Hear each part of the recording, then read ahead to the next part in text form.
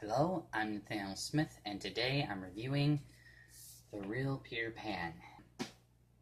This is a good book, but you might not want to read it. I know that sounds strange, but let me explain it, okay?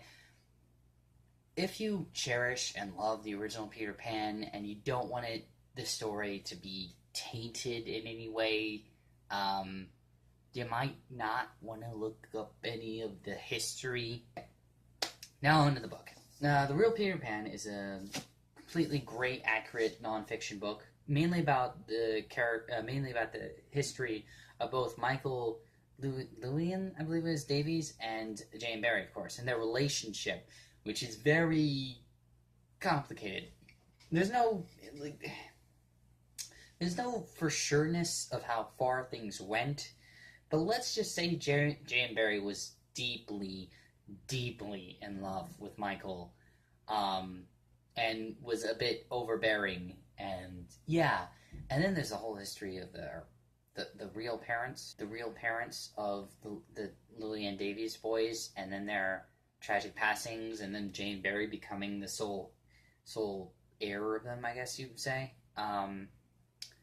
Yeah. Yeah.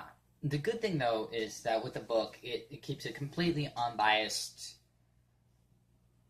view of the situation. And the best part is almost any which way the author of this book, Piers Dudgeon, yeah, the guy does everything he can to make sure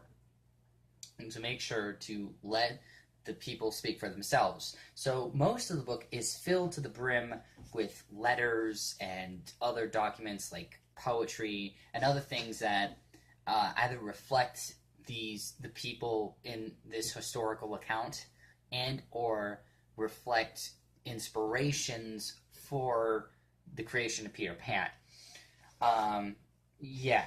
So for that, it works incredibly well, and it's a very solid bit of nonfiction history, but it should be learned.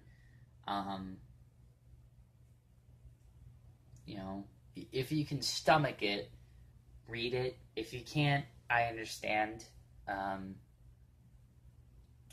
Yeah, I'm good.